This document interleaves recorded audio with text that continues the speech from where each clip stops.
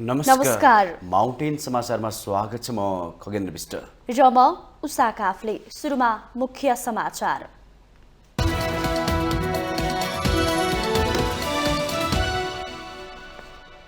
नेपाली सेनाको काम, जिम्मेवारी र संख्यालाई लिएर अनगल प्रचार भइरहेको भन्दै प्रधान सेनापति शर्माको असन्तुष्टि। स्वघोषित विज्ञहरूलाई सेनाको संख्या नतोक्न चेतावनी। सबै प्रकारका सञ्चार माध्यमहरूको पेशागत तथा भौतिक सुरक्षा गर्ने प्रधानमन्त्री प्रचण्डको प्रतिबद्धता। स्थायी पत्रकारिता विकास कोष स्थापना गरिने। मुलुकको अर्थतन्त्रको पछिल्लो अवस्थाबाट आफू चिन्तित बनेको राष्ट्रपति पौडेलको टिप्पणी। सरकार विस्तार लगतै प्रधानमन्त्री र अर्थमन्त्रीलाई बोलाएर ध्यानाकर्षण गराउने भनाई। सत्ता गठबन्धनमा आबद्ध दलहरूलाई सम्मानजनक ढङ्गले सरकारमा सहभागी गराउनु पर्ने लोकसभाको माग। सरकारमा गएर गठबन्धनलाई 5 वर्ष नै टिकाउने दाबी। सदन सञ्चालनमा सभामुखले प्रयोग गर्दै आएको तजविजी अधिकार खोज्ने गरी प्रतिनिधि सभा नियमावलीमा सत्ता गठबन्धनका सांसदहरूको संशोधन। सभामुखसँग सङ्केत।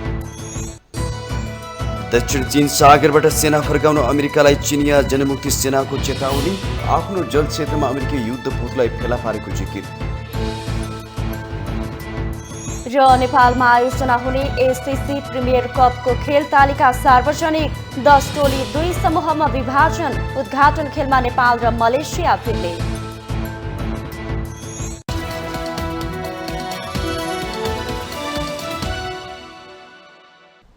अब समाचार विस्तारमा।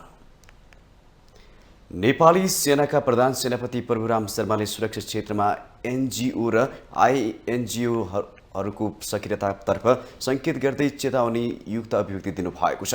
उहाँले त्यस्ता संस्थाका नाममा नेपाली सेनाबारे अनर्गल प्रचारदेखि सङ्ख्याबारे समेत विभिन्न समयमा छरिएका भ्रमहरूलाई गम्भीरतापूर्वक लिएको सन्देश दिनुभएको छ। गण्डकी प्रदेशको राजधानी पोखराको फुलबारी स्थित पश्चिम बिर्तना हेडक्वार्टरको प्रदेश स्तरीय भूतपूर्व सैनिक सम्मेलनलाई सम्बोधन गर्दै सेनाको सङ्ख्याबारे आइएनजिओ र एनजिओमा बसेर स्वघोषित सुरक्षा विज्ञका रूपमा निर्देशन नगर्न चेतावनी दिनुभएको हो।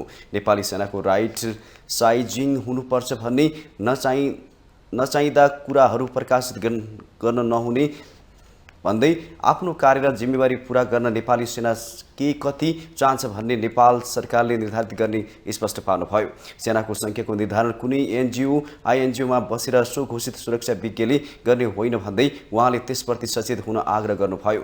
बाहिरी इसारामा नेपाली सेनाको सङ्ख्याबारे बारम्बार बोलिरहेको भन्दै सेनापति शर्माले नेपाली सेनाले संविधान सम्मत निर्वाह गरिरहेको जिम्मेवारीका बारेमा बेला मौकामा कुनै वर्ग वा केही त्यसका अंशहरूको दुष्प्रचार गर्ने नियतले अनर्गल गाली र प्रचार भइरहेको जिकिर गर्नुभयो।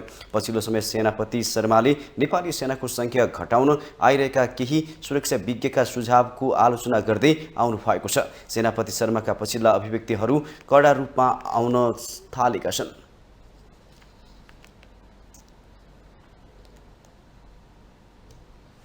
सरकारले आज नेपाल प्रहरीको नयाँ आइजिपी नियुक्तिको निर्णय लिने भएको छ। मन्त्री परिषदको बैठकले नयाँ आइजिपीको नियुक्ति गर्नेछ। नेपाल प्रहरीका आइजिपी धीरज प्रताप सिंह सहित उहाँका व्याजी एआइजीहरू 30 वर्षीय सेवा हदले 11 चैतमा अवकाश पाउने भएसँगै नयाँ आइजिपीको नियुक्ति हुन लागेको हो, जसमा बुधबार दर्जियानही चिन्ह लगाएका 5 जना एआइजी बीच प्रतिस्पर्धा छ। प्रतिस्पर्धामा रहनुभएका 5 जना एआइजीहरू बसन्त बहादुर कुँवर, टेक प्रसाद राई, दीपक थापा, श्यामलाल गेवाली र किरण वज्राचार्य हुनुहुन्छ। उहाँहरूमध्ये गेवाली जन्ममितिको विवादमा मुछिनु भएको छ। उहाँ विरुद्ध अख्तियारमा उजुरी परि छानबिन भइरहेको छ। वज्राचार्य पहिलो महिला आइजिपी बन्ने प्रयासमा हुनुहुन्छ। कुँवर, राई र थापा एआइजी बजुवामा अगाडि रहनु भएकाले उहाँहरू मध्येबाट आइजिपी बन्ने प्रबल सम्भावना छ। आइजिपीका प्रतिस्पर्धी 5 जना एआइजीलाई बुधबार प्रधानमन्त्री पुष्पकमल दाहाल प्रचण्डले सिंहदरबार स्थित प्रधानमन्त्रीको कार्यालयमा डाकेर बधाई दिँदै मिलेर काम गर्न निर्देशन दिनुभएको थियो। प्रहरी नियमावली अनुसार आइजिपी बजुवा गर्दा एआइजीहरूबाट र एआइजी नभएका अवस्थामा डिआइजीहरू मध्येबाट ज्येष्ठता, कार्यकुशलता, कार्यक्षमता, उत्तरदायित्व वहन गर्न सक्ने क्षमता, नेतृत्व प्रदान गर्न सक्ने क्षमता तथा आफूभन्दा मुनिको प्रहरीलाई प्रोत्साहन गर्न सक्ने र परिचालन गर्न सक्ने लगायत सामर्थ्यका आधारमा सरकारले उपयुक्त देखेको उम्मेदवारलाई आइजिपी बनाउन सक्ने उल्लेख छ।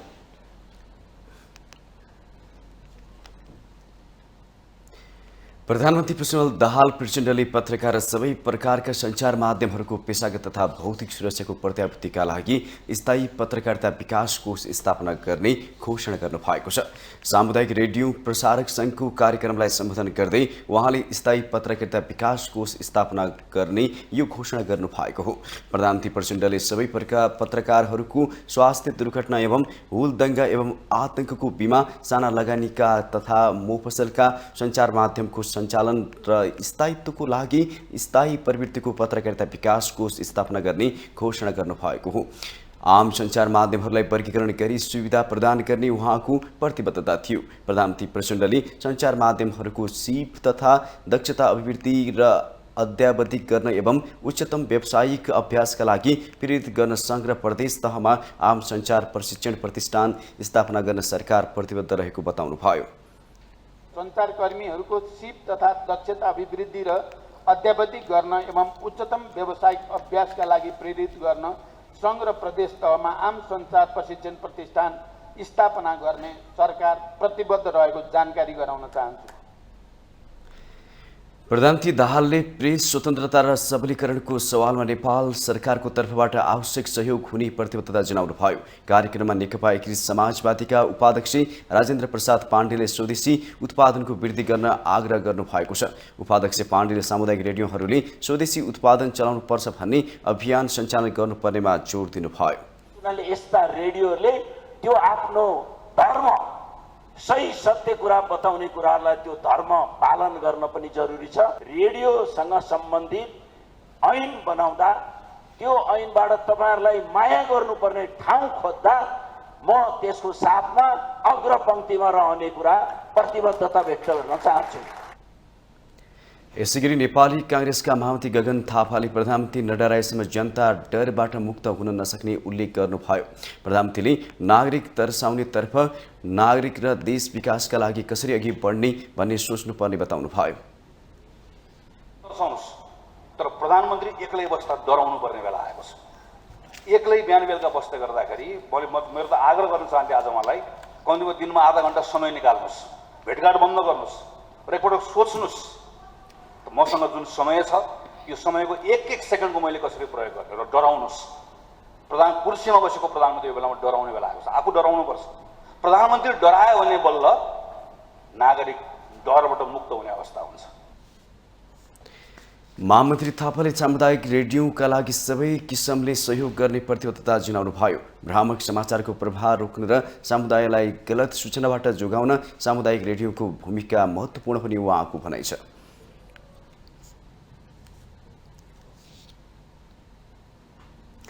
राष्ट्रपति रामचन्द्र पौडेलले अर्थतन्त्रको पछिल्लो अवस्थाबारे आफू चिन्तित रहेको बताउनु भएको छ। शीतल निवासमा नेपाल चेम्बर अफ कमर्सका पदाधिकारीसँग भेट्दै राष्ट्रपति पौडेलले यस्तो बताउनु भएको हो। उहाँले जोखिमयुक्त आर्थिक अवस्थालाई ध्यानमा राखेर सबैले आफ्नो क्षेत्रबाट जिम्मेवारी वहन गर्नुपर्नेमा जोड दिनुभयो। राष्ट्रपति पौडेलले सरकारले पूर्णता पाइ नसकेको भन्दै पूर्णता पाए लगतै प्रधानमन्त्री र अर्थमन्त्रीलाई बोलाएर तत्काल सम्बोधन गर्नुपर्ने विषयमा ध्यानाकर्षण गराउने बताउनुभयो। वर्तमान सङ्कट समाधानका लागि सरकार र निजी क्षेत्र मिलेर काम गर्न उहाँले आग्रह गर्नुभयो। राष्ट्रपति पौडेलले मुलुकभित्र उत्पादन वृद्धि एवं रोजगारी सिर्जना गरेर आत्मनिर्भर अर्थतन्त्र निर्माण गर्नुपर्नेमा जोड दिनुभयो। राष्ट्रपतिसँगको भेटका क्रममा चेम्बर पदाधिकारीले आर्थिक विकास र समृद्धिका लागि राष्ट्रपतिबाट पथ प्रदर्शन हुनेमा आफूहरू विश्वस्त रहेको बताएका थिए। बजेट र मौद्रिक नीतिको प्रभावकारी समन्वय नहुँदा अर्थतन्त्रले अपेक्षित गति लिन नसकेको भन्दै उनीहरूले पछिल्लो समय उच्च ब्याज दरका कारण उद्यमी व्यवसायी मर्कामा परेको गुनासो गरेका थिए। पुँजीगत खर्च हुन नसक्ने समस्या लगायतै आर्थिक गतिविधि सामान्य अवस्थामा फर्किन नसकेको व्यवसायीहरूको भनाइ थियो। आत्मनिर्भर कृषिका लागि राष्ट्रपति माटो प्रवर्धन जस्ता परियोजना बनाई राष्ट्रिय नीतिमा समावेश गरिनुपर्ने समेत चेम्बरले सुझाव दिएको छ।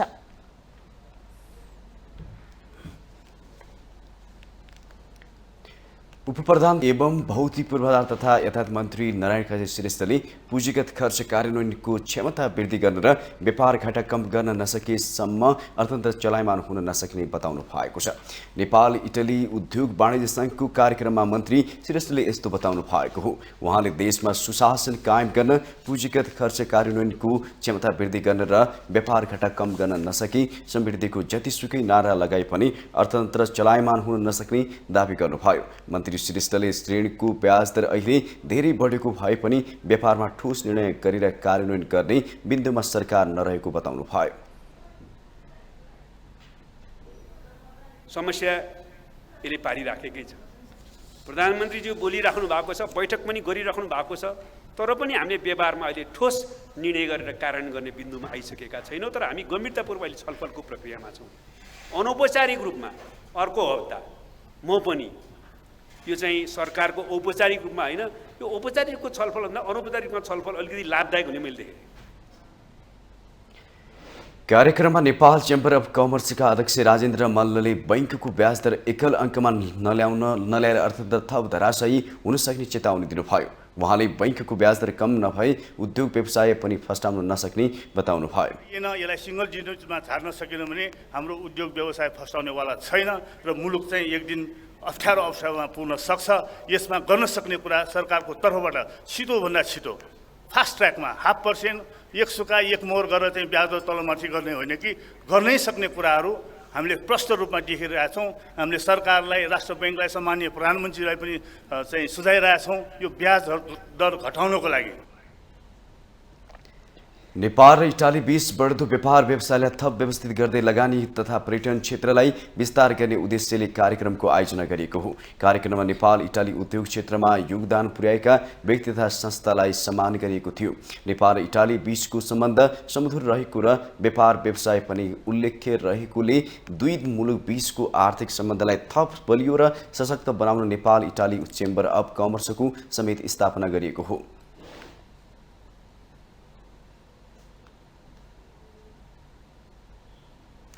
लोकतान्त्रिक समाजवादी पार्टी नेपालले सत्ता गठबन्धनका दलहरूलाई सरकारमा सम्मानजनक सहभागिता गराउनुपर्ने बताएको छ।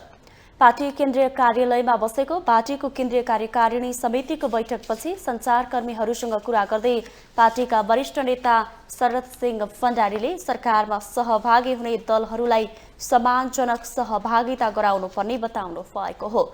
उहाँले निर्वाचन अघिको नै गठबन्धन बिउतिएकाले आफ्नो पार्टी पनि सरकारमा सहभागी हुने र गठबन्धनलाई 5 वर्ष नै टिकाएर लैजान पार्टीले भूमिका खेल्ने दावी गर्नुभयो।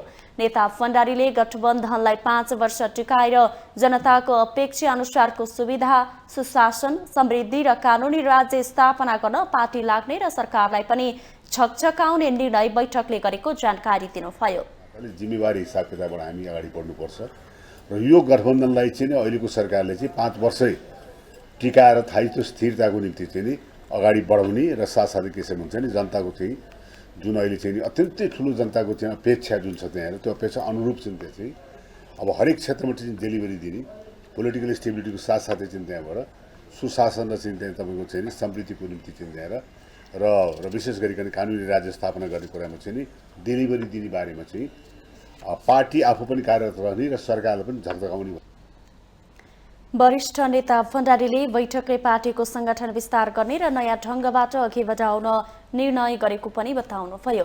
12/2 को उपनिर्वाचनमा आफ्नो पार्टीको तर्फबाट पनि उम्मेदवारी दिने कुरा स्वाभाविक रहेको प्रतिक्रिया दिनुभयो। माउन्टेन समाचारमा पालो भएको छ ब्रेकको।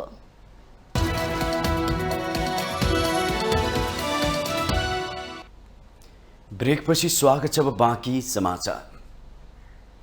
सत्तारूढ गठबन्धनका सांसदहरूले सदन सञ्चालनमा सभामुखले प्रयोग गर्दै आएको तजबिजी अधिकार खोज्ने गरी प्रतिसभा नियमावलीमा संशोधन हालेका छन्।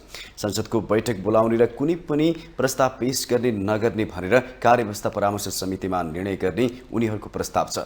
संसदको 6 चैतको बैठकमा पेश भएको नियमावलीमा संशोधनका लागि बुधबारसम्म समय दिइएको थियो। नेपाली कांग्रेसका रामहरि खतेौडा, राजेन्द्र कुमार केसी र सञ्जय गौतम, माओवादी केन्द्रका माधव सापकोटा, रूपा चौधरी र नारायण शर्मा, राष्ट्रिय स्वतन्त्र पार्टीका सांसद सन्तोष परियार, एकीकृत समाजवादीका अमरबहादुर थापा, भानुभक्त जोशी र जनता समाजवादी पार्टीकी रेखा यादवले सदन सञ्चालनमा सभामुखको साटो कार्यव्यवस्था परामर्श समितिको निर्णय प्रदान हुने संशोधन गर्न प्रस्ताव दर्ता गरेका छन्। सदन सत्तापक्ष प्रतिपक्ष सबैको रहेको संशोधनकर्ताहरूको भनाइ छ।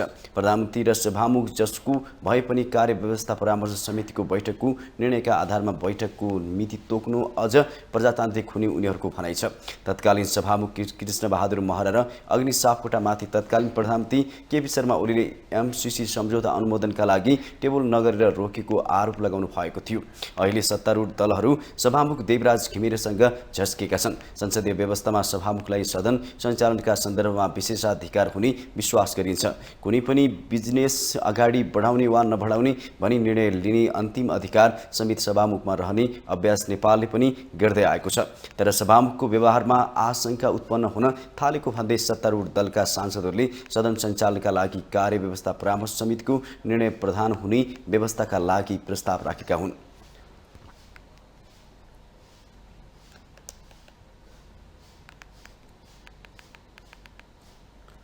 प्रधानमन्त्री बनेको तेस्रो पटक पुष्पकमल दाहाल प्रचण्डले 10 वर्षे सशस्त्र द्वन्द्वलाई गौरवशाली बनाउने कदमहरू चालिरहनु भएको छ।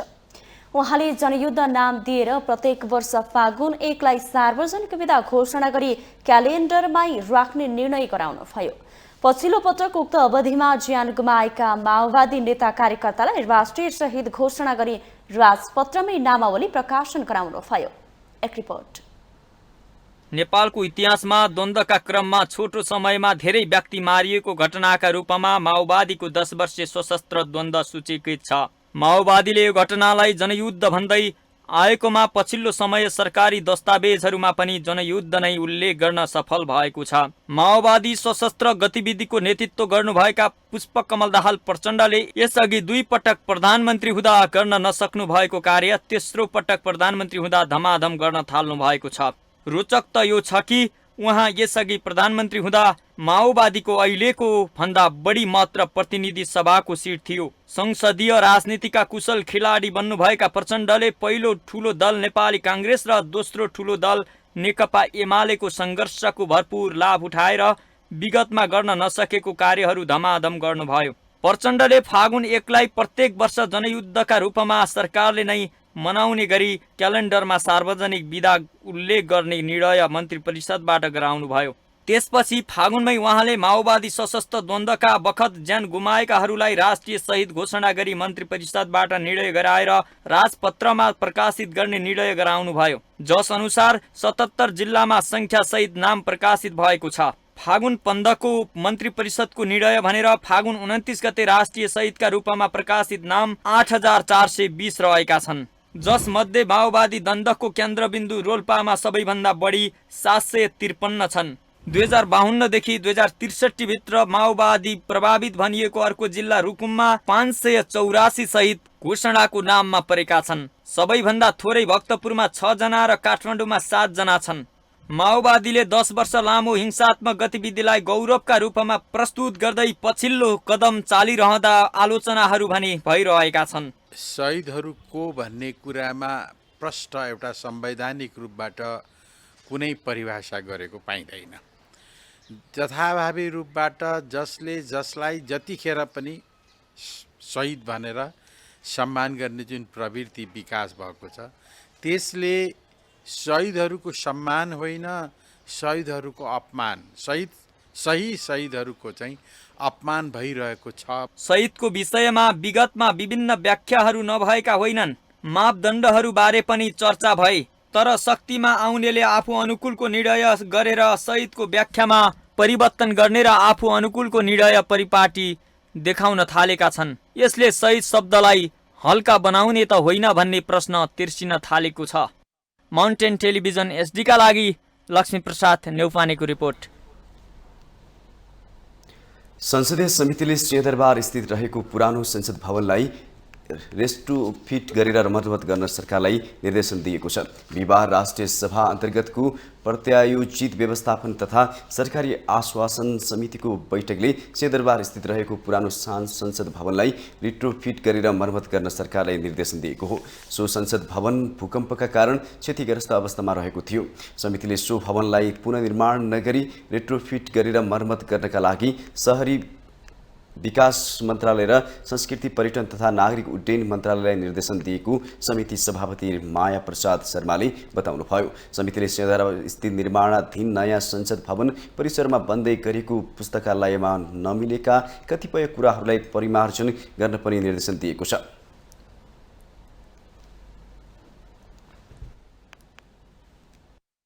विशेष गरेर 2वटा नयाँ पुस्तकालय भवन निर्माण हुँदैछ। त्यसका विषयमा छलफल हामीले पहिले पनि गर्दै आएको र निर्देशन पनि दिइराखेका थियौँ र त्यहाँ केही विषयहरू मिलेका छैन मात्र भन्ने थियो। त्यो मिलाउनका निमित्त केही नयाँ ढङ्गले निर्णय पनि भएर रहेछ, व्यवस्थापन भएर छ र आज पनि केही आज परिमार्जित गर्न सकिने विषयहरूलाई परिमार्जित गर्नका निमित्त केही पनि निर्देशन दिइरहेको। बैठकमा उपस्थित राष्ट्रिय सभा सदस्यहरूले पुस्तकालय लगायत संघीय संसदका भवनहरू समयमै र गुणस्तरीय रूपमा सम्पन्न हुनुपर्नेमा जोड दिएका थिए।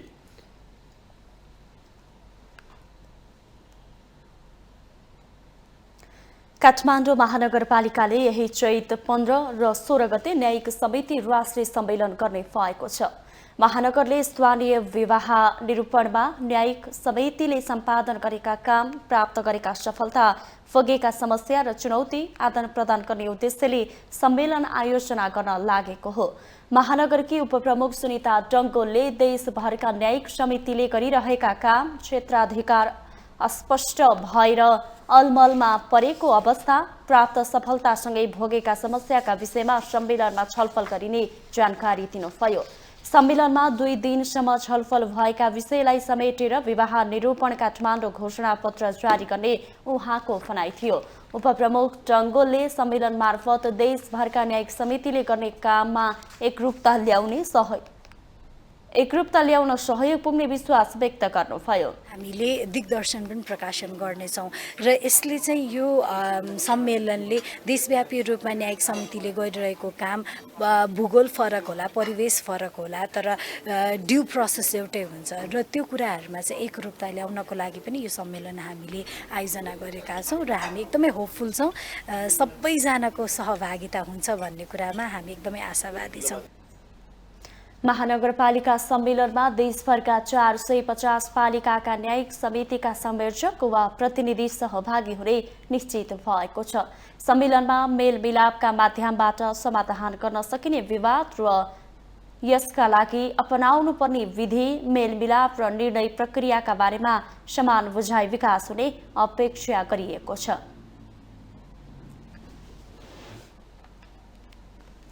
भारतमा जबरजस्ती देह व्यापारमा लगाइएका 10 नेपाली महिलाको उद्धार गरिएको छ। भारतको राजधानी दिल्लीको किशनगञ्ज क्षेत्रमा फ्ल्याटमा राखेर यौन धन्दामा लगाइएका 10 जना किशोरी तथा महिलाहरूको उद्धार गरिएको हो।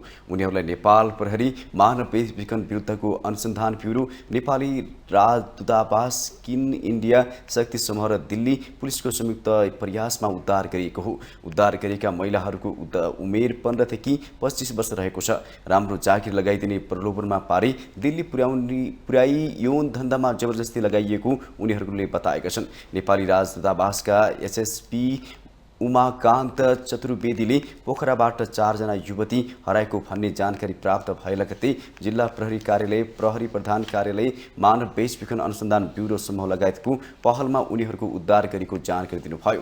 प्रारम्भिक अनुसन्धानमा क्रममा भारतमा राम्रो तलबमा राम्रो काम दिने बहानामा नेपाली महिलाहरूलाई दिल्ली पुर्याउने गरेको र त्यहाँ टिकाराम भण्डारी र उनकी श्रीमती टिका ओलीले महिलाहरूलाई फ्ल्याटमा राखेर यौन धन्दा गराउने गरेको खुलेको प्रहरीले जनाएको छ।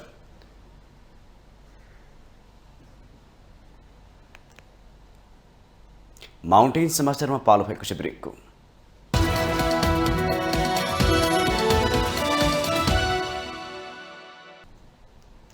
ब्रेकपछि स्वागत छ। अब बाँकी समाचार। काठमाडौँ महानगरपालिका वडा नम्बर 24 मा रहेको 11औं शताब्दीको केशचन्द्र महाविहार इटुम्बाहाबाट सन् 1999 मा चोरी भएका शार्दुल र शालभान्जीका महाविहारलाई हस्तान्तरण गरिएको छ। उक्त शार्दुल र शालभान्जीका रुबेन आर्ट अफ म्युजियम र मेट्रोपोलिटन म्युजियम अमेरिकामा रहेको थियो। एक रिपोर्ट। कला संस्कृति सम्पदाले भरिएका ऐतिहासिक महावहीहरूको काठमाडौँ उपत्यका। यस्ता महाविहारहरूबाट विभिन्न कालखण्डमा ऐतिहासिक सम्पदाहरू धेरै नै चोरी भए। विडम्बना के रहेको छ भने ऐतिहासिक सम्पदाहरूको चोरी हुने क्रम पनि अहिलेसम्म निरन्तर नै चलिरहेको छ। केशचन्द्र महाविहारमा सन् 1999 मा शार्दुल र शालभन्जीका चोरी भएको थियो।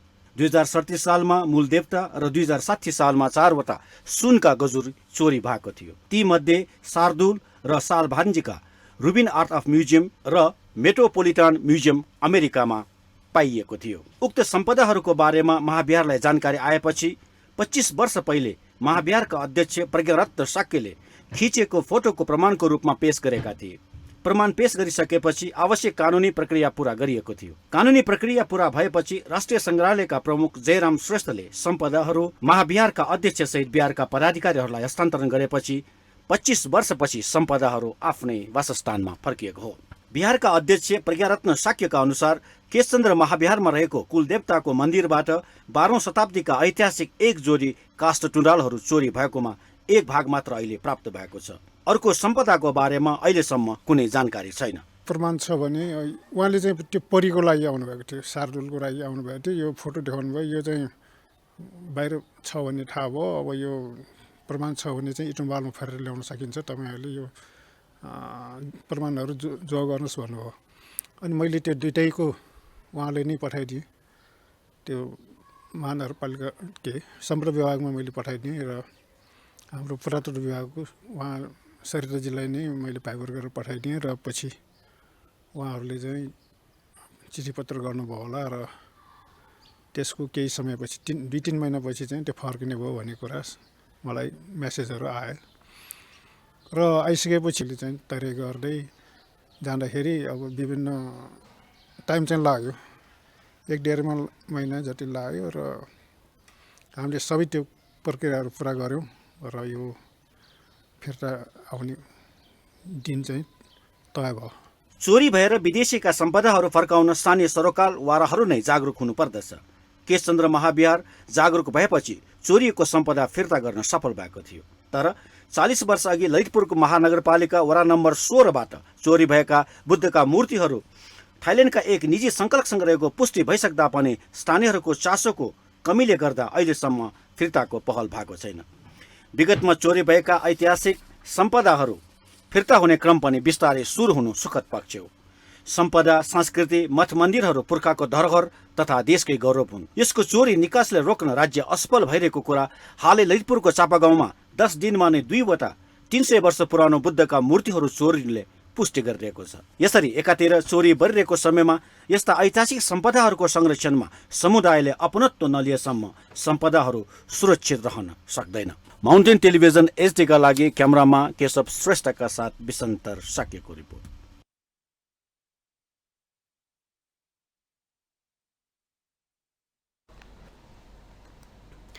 काठमाडौँ वडा नम्बर 10 जुभारमा रहेको आनन्दादि लोकेश्वरको महास्नान सम्पन्न भएको छ। प्रत्येक वर्ष चैत सप्तमीका दिन महाविहारको वार्षिक पर्व अन्तर्गत कच्छपाल सुगन्ध विहारका लोकेश्वरको महास्नान गरिन्छ। आनन्दादि लोकेश्वरलाई विशेषतः रोग व्याधिबाट मुक्त गर्ने लोकेश्वरको रूपमा पूजा गर्ने गरिन्छ। आनन्दादि लोकेश्वरको महास्नानका दिन बिहानदेखि लोकेश्वरको तान्त्रिक विधि विधान अनुसार विशेष पूजा गर्ने गरिन्छ। पूजा अर्चनापछि आनन्दादि लोकेश्वरलाई मन्दिरबाट बोकेर मन्दिर बाहिर रहेको महास्नान स्थलमा राखिन्छ। गुरुबाट तान्त्रिक नृत्य सहितको विशेष पूजा अर्चनापछि नेमकुल मन्दिरका पुजारी आजूहरूको उपस्थितिमा 4 दिशामा रहेका पुजारीहरूले दुधले भरिएको 4 घडाको दुध चढाएर महास्नान गर्ने गरिन्छ। महास्नानपछि प्रसादको रूपमा दुध पिलाउनाले र छर्कनाले मानिसहरूलाई रोग व्याधिबाट मुक्त हुने जनविश्वास रहेको छ। 4 लोकेसन मध्येको एउटा लोकेसन, 4 कर्णा मध्येको एउटा कर्णामय र अब यही आनन्दाडी लोकेसन नामलाई अप्र भन्छ हुँदै चाहिँ आदिनाथ भनेर जुन नाथ सम्प्रदायको हाबी भयो यहाँ, त्यसपछि चाहिँ नि आदिनाथको नाउँले चाहिँ पुकारिन्छ। अब आदिनाथको नाउँले पनि जानिन्छ। खास चाहिँ आनन्दाडी लोकेसन हो। यो महास्नान चाहिँ गर्ने पनि वार्षिक परम्परा भएको हुनाले यो प्रत्येक लोकेसरको महास्नान गरेको हामीले देख्छौँ। जस्तो चाहिँ अब हाम्रो पाटनको चाहिँ नि कर्णामयको बुङदेव भन्छौँ हामी होइन, उहाँको, त्यसपछि नालाको जनवालको सेतो मच्छीनाथ भन्छ। त्यो क्रममा चाहिँ त्यही अनुसार चाहिँ हाम्रो यहाँको पनि त्यो महास्नान हो। यो महास्नान चाहिँ नि एउटा चाहिँ वार्षिक पर्वको रूपमा चाहिँ हामीले लिइरहेको छौँ। जनसूची अनुसार थसीका लोकेश्वर बगेर नक्खु दोभानमा पुगेको थियो। नन्द भन्ने ग्वालाले लोकेश्वरको मूर्ति देखेपछि सबैलाई बोलाएर बाजागाजा सहित चुभारमा स्थापना गरिएको विश्वास गरिन्छ। उपत्यका 4 लोकेश्वर मध्ये चुभारको आनन्दादि लोकेश्वर एक हुन्। अन्य लोकेश्वर आर्यव्रत, लोकेश्वर जनबहाल, पद्य पाणी लोकेश्वर पाटन र सृष्टिकान्ता लोकेश्वर काभ्रेको नालामा रहेका छन्। 4 लोकेश्वरले नेपालको रक्षा गर्ने धार्मिक विश्वास रहेको छ।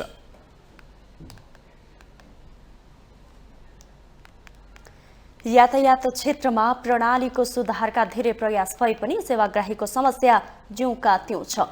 सबैभन्दा चाप हुने मध्येको यातायात व्यवस्था कार्यालय एकान्त कुनामा सर्वसाधारणले अनेकन शास्ति खेप्न बाध्य हुनु परेको छ।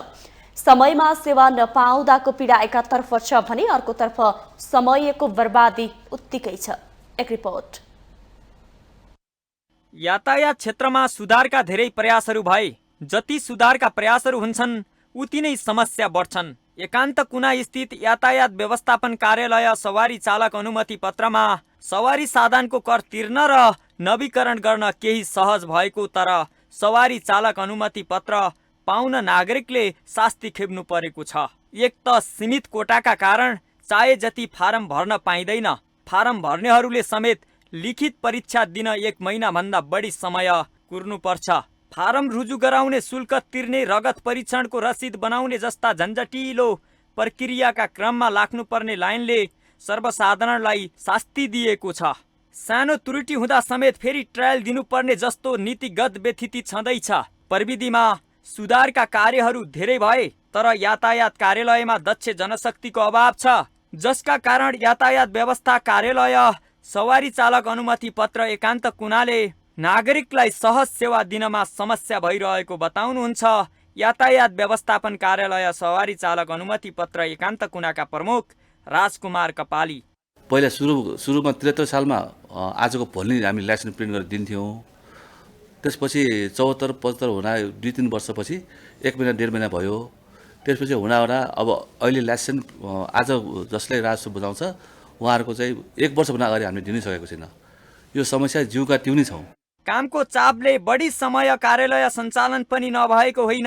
अहिले यातायात व्यवस्थापन कार्यालय सवारी चालक अनुमति पत्र एकान्त कुनामा बिहान 7 बजेबाट काम सुरु गरेर बेलुकी 5 बजेसम्म उपलब्ध कर्मचारीबाट विभिन्न शिफ्टमा काम भइरहेको छ। तैपनि सर्वसाधारणले समयमै लाइसेन्सको परीक्षा दिन नपाउनेदेखि लाइसेन्स कार्ड पाउन 1 वर्षभन्दा बढी समय लाग्ने समस्या सुल्झिएको छैन। यो अभियसली अब अनलाइन सिस्टमदेखि लिएर स्मार्ट कार्ड प्रिन्टदेखि लिएर कुनै पनि कामहरू 99% अब कम्प्युटराइज भइसकेको छ होइन। यो कुरामा पनि हामीले कम्प्युटर आइटीहरूलाई अलिकति फोकस गरेर कुनै अब प्रशासन सेवाको मान्छे आए पनि आइटी नै जानेको मान्छे होस् भने हामीले बेला बेलामा हामीले भनिरहेका पनि छौँ होइन। कर्मचारीको अभाव पनि हो र ज्ञान पनि हो कि। सेवाका लागि नाम दर्ता गराउँदा समेत अनेक कठिनाई बेहोर्नु पर्ने अवस्था सुधार हुन सकेको छैन। निरन्तर अनुगमन र कार्यान्वयनको अवस्था अझै फितलो छ। आधुनिक प्रविधिको जडान कार्यालयमा भए पनि त्यस अनुसार छिटो काम हुन नसक्नु विचारणीय पक्ष हो।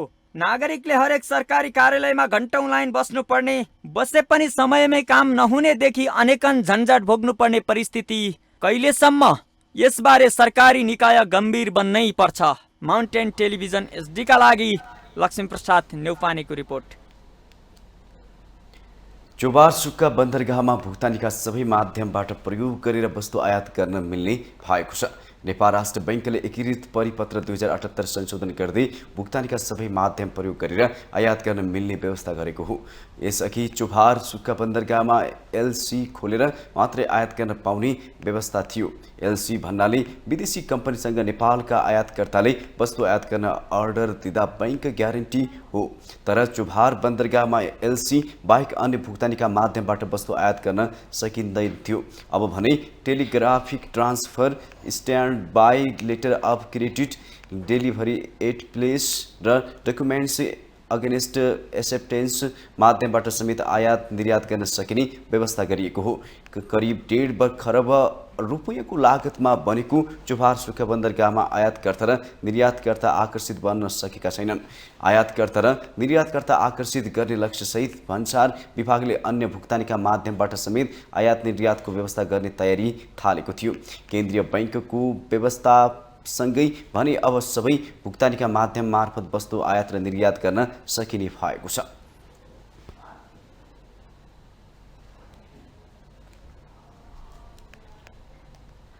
हामीसँग आर्थिक अन्तर्राष्ट्रिय खेल समाचार बाँकी नै छन्। माउन्टेन समाचारमा पालो भएको छ ब्रेकको।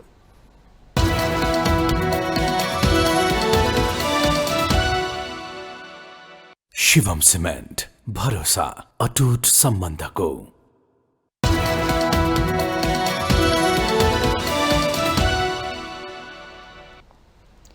ब्रेकपछि स्वागत छ। अब पालो आर्थिक समाचारको।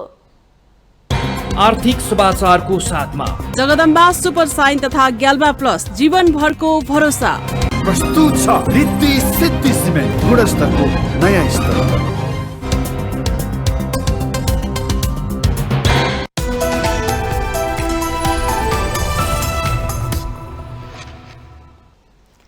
प्रधानमन्त्री पुष्पकमल दाहाल प्रचण्डले आन्तरिक राजस्व कार्यालय, राजस्व अनुसन्धान विभाग र वाणिज्य विभागलाई संयुक्त रूपमा बजार अनुगमन प्रभावकारी बनाउन निर्देशन दिनुभएको छ। बिहिबार दिउँसो सिंहदरबारमा जुत्ता चप्पल व्यवसायको छलफलमा प्रधानमन्त्रीले उक्त निर्देशन दिनुभएको हो।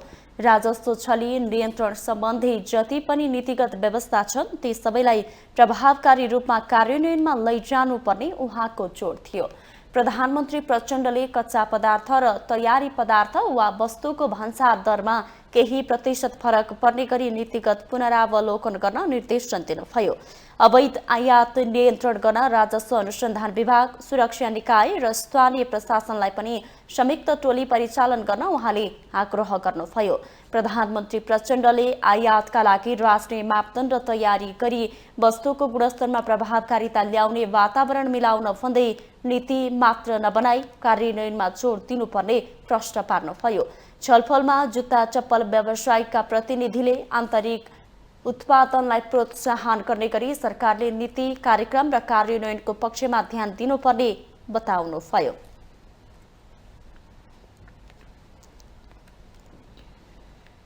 साताको अन्तिम कारोबार दिन पनि शेयर बजारका सबै सूचक ओर्लिएका छन्। नेप्से परिसूचक 18.15 अङ्क घटेर 1915 अङ्कमा कायम भएको छ। दिनभरको कारोबार बेला नेप्से 1906 अङ्कसम्म ओर्लिएको थियो। परिसूचक नेप्से सहित सबै उपसमूहका सूचक ओर्लिएका छन्। कुल 1 अर्ब 41 करोडको कारोबार भयो। यो कारोबार रकम अघिल्लो दिनको तुलनामा 11 करोड बढी हो। कुल 28 कम्पनीको मूल्य बढ्दा 179 को घट्यो भने 6 को स्थिर रह्यो। बैंकिङ 8, विकास बैंक 11, फाइनान्स 21, होटल तथा पर्यटन 42, जलविद्युत 36, जीवन बिमा 91, उत्पादन 9, माइक्रो फाइनान्स 59, निर्जीवन बिमा 37, ब्याज दर व्यापार 67 र अन्य उपसमूह 15 अङ्कले घटे। माया खोला र एसियन हाइड्रो पावरको मूल्य 10% बढ्यो। सिद्धार्थ बैंकको मूल्य 8%, बोटलर्स नेपाल तराईको मूल्य 5%ले बढ्यो। युनिक नेपाल लघुवित्तको मूल्य 7.4, सृजनशील लघुवित्तको 6.8, खप्तर लघुवित्तको 6% मूल्य घट्यो। कारोबार रकमका आधारमा NIC Asia bank, Siddhartha bank, Himalayan distillery, Nabil bank र शिवम सिमेन्ट क्रमशः अगाडि रहे।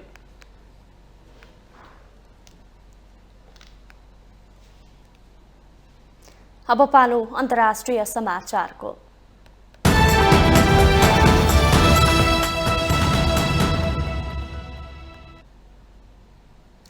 चीनले दक्षिण चीन सागरबाट सेना फर्काउन अमेरिकालाई चेतावनी दिएको छ। चिनिया जनमुक्ति सेनाले अमेरिकी युद्धपोतलाई दक्षिण चीन सागर छाड्न चेतावनी दिएको हो। जनमुक्ति सेनाले आफ्नो जल क्षेत्रमा अमेरिकी युद्धपोतलाई फेला पारेको जनाउँदै तत्काल फर्कन चेतावनी दिएको बेइजिङले बताएको छ। चीनले दक्षिण चीन सागरमा आफ्नो अधिकार दावी गर्दै आएको छ, तर चीनको उक्त दावीमा कुनै कानुनी आधार नभएको निर्णय अन्तर्राष्ट्रिय अदालतले गरेको छ। फिलिपिन्स, भियतनाम, मलेसिया र ब्रुनाइले पनि दक्षिण सागरको पानीमा आफ्नो दावी गरेका छन् भने अमेरिकाले अन्तर्राष्ट्रिय जल क्षेत्रमा जहाज चलाउन पाउनुपर्ने सबैको नैसर्गिक अधिकार भएको बताउँदै आएको छ। चीन सरकारको अनुमति बिना चिनिया जल क्षेत्रमा गैर कानुनी रूपमा अमेरिकी युद्धपोत प्रवेश गरेर यस क्षेत्रको शान्ति र स्थायित्वमा खलल पुगेको जनमुक्ति सेनाले बताएको छ। यस सम्बन्धमा अमेरिकाले कुनै प्रतिक्रिया दिएको छैन। फौजदारी मानहानि अभियोगमा भारतका विपक्षी नेता राहुल गान्धीलाई एउटा स्थानीय अदालतले 2 वर्षको जेल सजाय सुनाएको छ। गान्धीलाई गुजरात राज्यको एउटा अदालतले सन् 2019मा प्रधानमन्त्री नरेन्द्र मोदीको उपनामलाई लिएर चुनावी र्यालीमा दिएको प्रतिक्रिया सन्दर्भमा दोषी ठहर गरेको हो। 30 दिनको लागि जमानत दिएकाले उहाँलाई तत्काल जेल जान पर्ने छैन। गान्धीले उक्त आदेश विरुद्ध पुनरावेदन गराउन सक्नुहुनेछ। न्यायाधीशले आदेश सुनाउँदा कांग्रेस पार्टीका सांसद गान्धी अदालतमा उपस्थित हुनुहुन्थ्यो।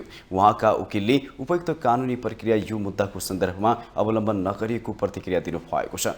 भारतीय सञ्चार माध्यमहरूका अनुसार चुनावी र्यालीमा सम्बोधन गर्ने क्रममा गान्धीले किन सबै चोरहरूको साझा थर मोदी हुँदो रहेछ भन्ने प्रश्न गर्नुभएको थियो। त्यसबेला उहाँले फरार हीरा व्यापारी निर्भय मोदी र भारतीय क्रिकेट प्रमुख ललित मोदीलाई संकेत गर्नुभएको थियो। उक्त मुद्दा सत्तारूढ भारतीय जनता पार्टीका एकजना सांसद पूर्णेश मोदीको उजुरीका आधारमा दायर भएको थियो। उहाँले गान्धीको टिप्पणीले पुरै मोदी समुदायलाई अपमान गरेको जिकिर गर्नुभएको थियो। गान्धीका वकिलहरूले भाषण प्रधानमन्त्री नरेन्द्र मोदीप्रति लक्षित रहेकाले उजुरीकर्ता पूर्णेश मोदी नभई प्रधानमन्त्री मोदी हुनु आवश्यक रहेको तर्क गरेका थिए। कांग्रेस पार्टीले गान्धीले उक्त निर्णय विरुद्ध पुनरावेदन जनाएको छ। गान्धीले सार्वजनिक रूपमा कुनै प्रतिक्रिया जनाउनु भएको छैन, तर एउटा ट्विटरमा उहाँले महात्मा गान्धीको उदाहरण उद्धृत गर्दै मेरो धर्म सत्य र अहिंसामा आधारित छ। सत्य मेरो भावना हो र अहिंसा त्यसलाई हासिल गर्ने विधि लेख्नु भएको छ।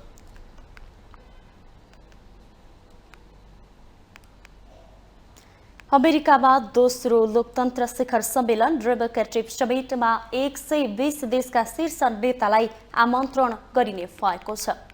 मार्च 28 देखि 3 दिन हुने लोकतन्त्र सम्मेलन डेमोक्रेटिक समिट 120 देशमा नेताहरूलाई आमन्त्रण गर्न लागि राष्ट्रपति जो बाइडेनको प्रशासनले जनाएको छ। शिखर सम्मेलनमा Bosnia Herzegovina, Gambia, Honduras, Ivory Coast, Liechtenstein, Mauritania, Mozambique र तान्जानियालाई पनि यस वर्ष आमन्त्रण गरिनेछ। सम्मेलनको अमेरिकासँगै कोस्टारिका, नेदरल्यान्ड्स, दक्षिण कोरिया र जाम्बियाले पनि सह-आयोजना गर्नेछन्।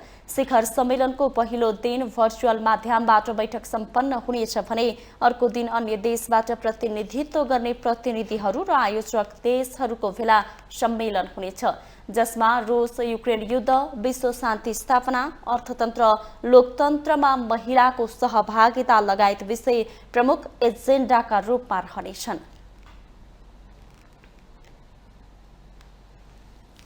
जलवायु परिवर्तन सम्बन्धी अन्तर सरकारी प्यानलको रिपोर्टले पृथ्वीको वायुमण्डलमा तापक्रम बढाउने ग्यास कार्बन डाइअक्साइडको मात्रा 20 लाख वर्ष यताकै उच्च मात्रामा पुगेको देखाएको छ। आउँदो दशकमा यसको मात्रा अझै बढेर तापक्रमलाई नियन्त्रण गर्ने विश्वव्यापी प्रयास असफल हुने विज्ञहरूले चेतावनी दिएका छन्। एक रिपोर्ट। संयुक्त राष्ट्रसङ्घलाई सुझाव दिने विज्ञहरूको समूहका रूपमा रहेको आइपिसीले सार्वजनिक गरेको रिपोर्टमा पृथ्वीको तापक्रम 1.1 डिग्री सेल्सियस बढिसकेको जनाइएको छ। विश्वभरका मुलुक यसअघि वैश्विक तापक्रम वृद्धिलाई 1.5 डिग्री सेल्सियसमा सीमित गर्न सहमत भएका थिए, तर विज्ञले सन् 2030 सम्म तापक्रम वृद्धि 1.5 डिग्री सेल्सियस नाग्न सक्ने बताएका छन्। राष्ट्रसङ्घका महासचिव एन्टोनियो गुटेरेसले यो रिपोर्ट मानवताको रक्षाको लागि मार्गनिर्देशन भएको बताउनु भएको छ।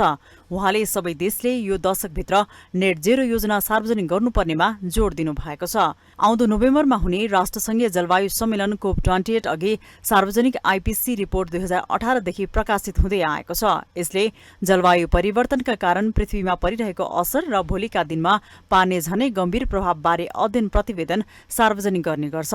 शताब्दीमा एकपटक आउने चरम तटीय बाढी सन् 2100 सम्म वार्षिक रूपमा आउन सक्ने रिपोर्टमा जनाइएको छ। यसै पृथ्वी अहिले 1,25,000 वर्ष यताकै उच्च तापक्रमको बिन्दुमा पुगेको र आउँदो दशकमा यो अझै बढ्दै जाने रिपोर्टमा उल्लेख छ। पृथ्वीको तापक्रम बढाउने हरित गृह ग्यासको निकै कम उत्सर्जनले अब 1.5 डिग्री सेल्सियसको तापमानको लक्ष्य हासिल गर्न कठिन स्थिति रहेको रिपोर्टमा जनाइएको छ।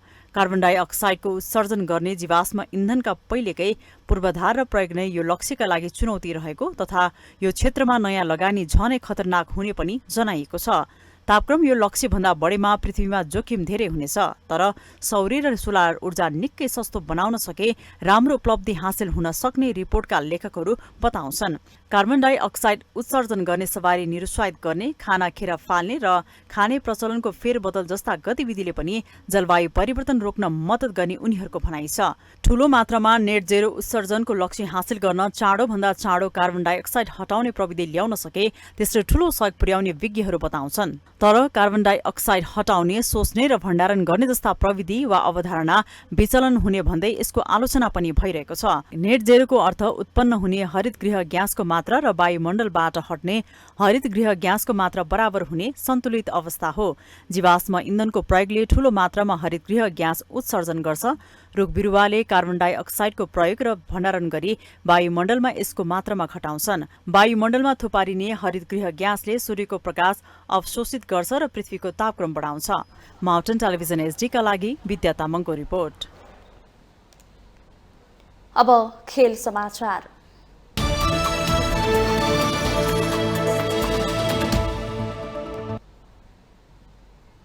आगामी अप्रिल 18 देखि मे 2 सम्म नेपालमा आयोजना हुने एसीसी प्रिमियर कपको खेल तालिका सार्वजनिक भएको छ। एसियाली क्रिकेट काउन्सिल एसीसीले बिहिबार सार्वजनिक गरेको ड्र अनुसार नेपाल समूह ए मा परेको छ। प्रिमियर कपमा एसियाका टेस्ट खेल्ने बाहेकका 10 एसोसिएट टोलीले प्रतिस्पर्धा गर्नेछन्, जहाँ 10 टोलीलाई 2 समूहमा विभाजन गरिएको छ। प्रतियोगिताका खेल त्रिवी क्रिकेट मैदान कीर्तिपुर र मुलपानी क्रिकेट मैदानमा हुनेछन्। समूह एमा नेपाल र ओमानसँगै मलेसिया, कतार र साउदी अरेबिया छन्। यस्तै समूह बीमा युएई, हङकङ, कुवैत, सिङ्गापुर र बहराइन छन्। उद्घाटन खेल नेपाल र मलेसिया बीच मे 18 मा त्रिवी क्रिकेट मैदान कीर्तिपुरमा हुनेछ। नेपाल र ओमान सहित स्कटल्याण्ड आइसिसी क्रिकेट लिग 2 को शीर्ष 3 भित्र रहँदै आगामी जुन जुलाईमा जिम्बाब्वेमा हुने विश्वकप क्वालिफायरमा छानिएका छन्।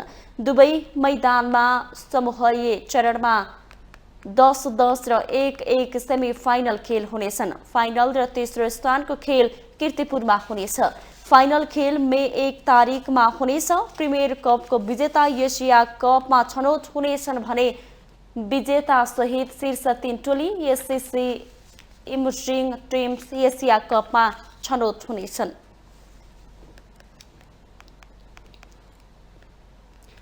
एएफसी अन्डर 20 महिला एसियन कप छनौटको दोस्रो चरणमा नेपाल समूह बी मा परेको छ। एसियाली फुटबल महासंघले सार्वजनिक गरेको ड्र अनुसार नेपाल, चीन, म्यानमार र चाइनिज ताइपी समूह बी मा परेका छन्। प्यालेस्टाइनमा भएको पहिलो चरणको छनौटमा नेपाल समूह बी को विजेता बन्दै दोस्रो चरणको छनौटमा स्थान बनाएको हो। दोस्रो चरणको छनौटमा चीन र म्यानमार नेपालभन्दा माथिल्लो वरियता प्राप्त टिम छन्। पहिलो चरणबाट समूह विजेता बन्दै आएका 8 टिमलाई दोस्रो चरणमा 2 समूहमा विभाजन गरिएको छ। समूह ए मा अस्ट्रेलिया, भियतनाम, इरान र लेबनान छन्। दुवै समूहको शीर्ष 2 मा रहने टोली अर्को वर्ष उज्बेकिस्तानमा हुने अन्डर-20 महिला एसियन कपमा छनौट हुनेछन्। त्यहाँ पुग्न नेपालले आफ्नो समूहमा कम्तीमा 2 खेल जित्नुपर्नेछ। दोस्रो चरणको छनौट खेलहरू आगामी जुन 3 देखि 13 सम्म हुनेछन्। आयोजक उज्बेकिस्तान सहित अघिल्लो संस्करणले 3 उत्कृष्ट टोली जापान, उत्तर कोरिया र दक्षिण कोरियाले भने सिधै अन्तिम चरणमा स्थान बनाइसकेका छन्।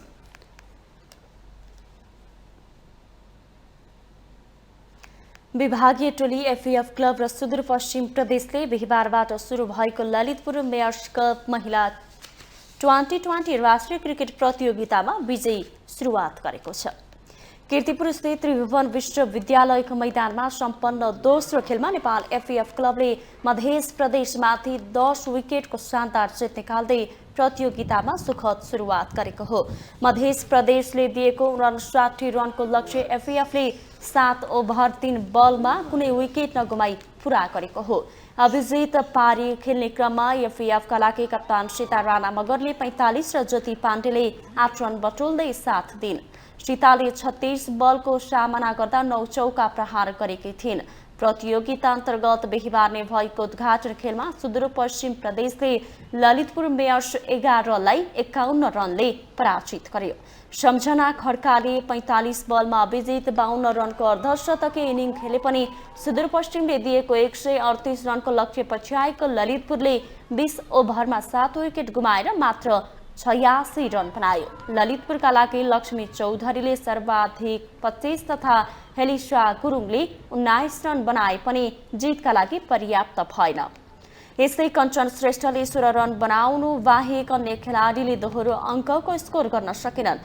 सुदूरपश्चिमका लागि ऋतु कौनो जियाले 2 विकेट लिन भने 5 खेलाडी रन आउट भएका थिए। लिग चरणको पहिलो र दोस्रो स्थानको टोली बीच 16 मा प्रतियोगिताको फाइनल खेल हुनेछ।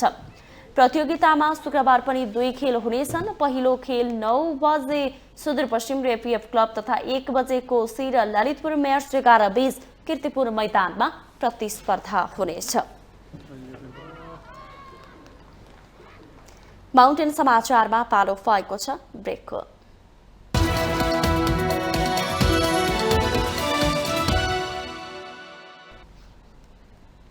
ब्रेकपछि स्वागत छ। यो सँगै हामी माउन्टेन समाचारको अन्त्यमा आइपुगेका छौँ।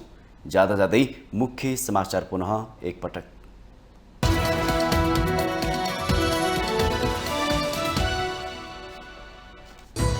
नेपाली सेनाको काम जिम्मेवारी र संख्यालाई लिएर अनर्गल प्रचार भइरहेको भन्दै प्रधान सेनापति शर्माको असन्तुष्टि, स्वघोषित विज्ञहरूलाई सेनाको संख्या नतोक्न चेतावनी। सबै प्रकारका सञ्चार माध्यमहरूको पेशागत तथा भौतिक सुरक्षा गर्ने प्रधानमन्त्री प्रचण्डको प्रतिबद्धता, स्थायी पत्रकारिता विकास कोष स्थापना गरिने। मुलुकको अर्थतन्त्रको पछिल्लो अवस्थाबाट आफू चिन्तित बनेको राष्ट्रपति पौडेलको टिप्पणी, सरकार विस्तार लगत्तै प्रधानमन्त्री र अर्थमन्त्रीलाई बोलाएर ध्यानाकर्षण गराउने भनाइ। सत्ता गठबन्धनमा आबद्ध दललाई सम्मानजनक ढङ्गले सरकारमा सहभागी गराउनु पनि लोकसभाको माग, सरकारमा गएर गठबन्धनलाई 5 वर्ष नै टिकाउने दाबी। संसद सञ्चालनमा सभामुखले प्रयोग गर्दै आएको तजविजी अधिकार खोज्ने गरी प्रतिनिधि सभा नियमावलीमा सत्ता गठबन्धनका सांसदको संशोधन, सभामुखसँग सशङ्कित। दक्षिण चीन सागरबाट सेना फर्काउन अमेरिकालाई चिनिया जनमुक्ति सेनाको चेतावनी, आफ्नो जल क्षेत्रमा अमेरिकी युद्धपोतलाई फेला पारेको जिकिर। र नेपालमा आयोजना हुने एसिसी प्रिमियर कपको खेल तालिका सार्वजनिक, 10 टोली 2 समूहमा विभाजन, उद्घाटन खेलमा नेपाल र मलेसिया भिड्ने।